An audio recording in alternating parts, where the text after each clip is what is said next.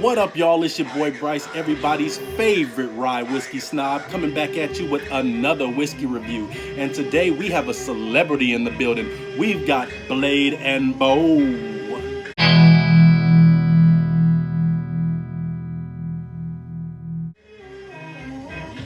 Now, Blade and Bow was absolutely impossible to come by here in Las Vegas. I spoke to the folks over at Total Wine and More, and they informed me when I asked if they had it, they were like, we haven't carried that since 2015. So man, it's been 4 long, hard years since anyone at the Total Wine and More here in Las Vegas has been able to stock this stuff. So what your boy had to do, I had to travel out to Dallas, Texas.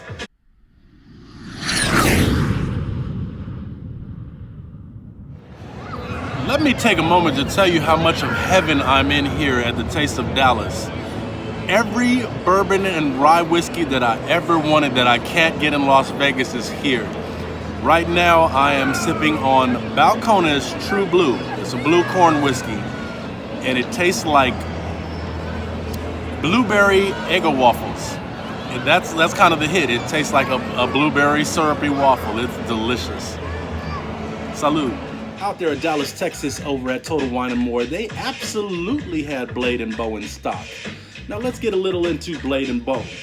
Wu-Tang Blade and Bow, not the exact type of Blade and Bow. I mean, when I first heard about the beverage, I was thinking dagger, a sword, what have you. I was thinking maybe a little bit of archery equipment, but I couldn't have been more wrong. Blade and Bow simply stood for a key, and specifically the Blade and Bow keys. Their insignia are 5 keys. Right there, 5 keys that hung above the door to the Stitzel Weller Distillery.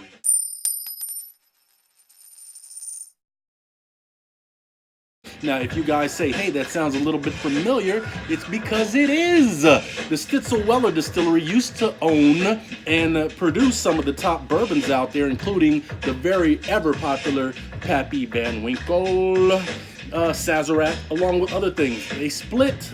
They closed their doors in 1972, reopened once again in 2014, and have since been bought out by the company Diageo.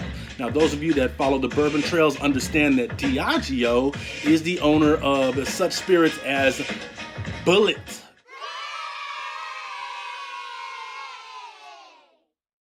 Bulleit Bourbon, and Bulleit Rye, which happen to be very delicious whiskeys. But back to Blade and Bow here.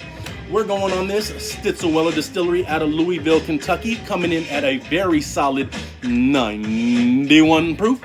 So it does have a little heat to it. And believe me, when you sip on it, you do feel that heat in the very beginning. It's not bad though. Not bad at all.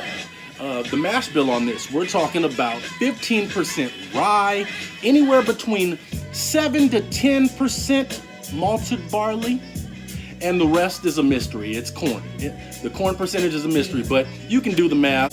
7 to 10% malted barley, the rest being corn, and there you have it. And what it created was a very classic bourbon. It created some wonderful, beautiful, classic bourbon flavors. And on the nose, this is not one that shies away. When you take a whiff of this, I mean, it lets you know. It has the classic bourbon notes. It has your brown sugar, maybe a tad bit of honey scent to it. It is a beautiful little one. Also, a breakfast syrup. A breakfast syrup note comes in there, and it is absolutely wonderful on the nose. It doesn't burn too bad unless you put in like a Glencairn and stick your nostrils all the way down in there. I picked up a cool little Glencairn at the Dallas Taste of Dallas. Let me show you guys.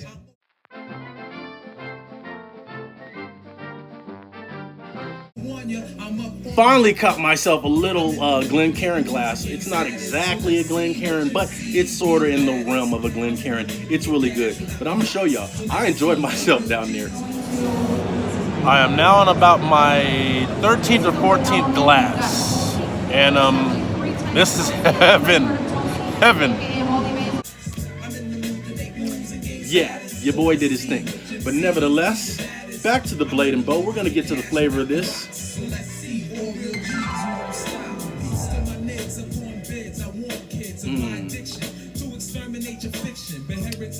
First hit is a warm buttery note. It's kind of like a buttery kettle corn. It has a kettle corn note to it. That transforms, and in the middle palate, that's where you get a very, very strong vanilla hit. This is the strongest vanilla I've ever had in a bourbon. It is absolutely strong, almost as if it's a flavored whiskey. But as you know, being a bourbon, it cannot be a flavored whiskey. It had to sit in the charred New American Oak 4 years and whatnot. I've gone into all that. We're not here about all that. But nevertheless, the middle goes into a very vanilla note. It's delicious. That kind of translates into what I said before, kind of a breakfast syrup. Almost a breakfast syrup that has a little bit of a dark fruit to it. Maybe even an overripe strawberry. That's the kind of sweetness we're talking about in this. Maybe an overripe strawberry, a little bit of overripe raspberry to it, but nevertheless, a very warm, beautiful, buttery breakfast syrup. The finish is very short on this. Doesn't last very long.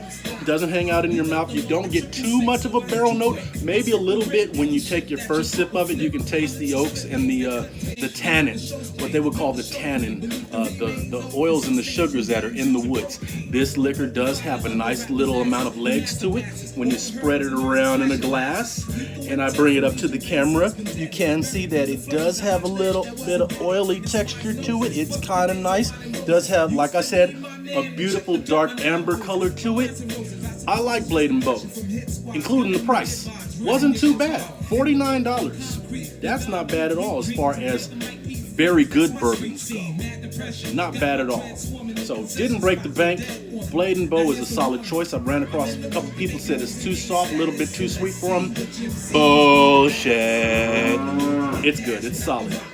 Lovers of Buffalo Trace and Colonel Taylor should have no problem sipping on this stuff. It's actually a very good sipper. I'm going to take my time and go through this bottle just for the simple fact that it took me so long to cop.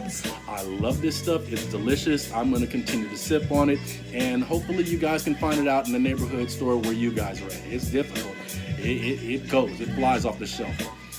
This has been your boy Bryce. I have loved detailing this Blade & Bow for you guys. I'm going to enjoy sipping on it even more. Until the next time, as always, peace and salute.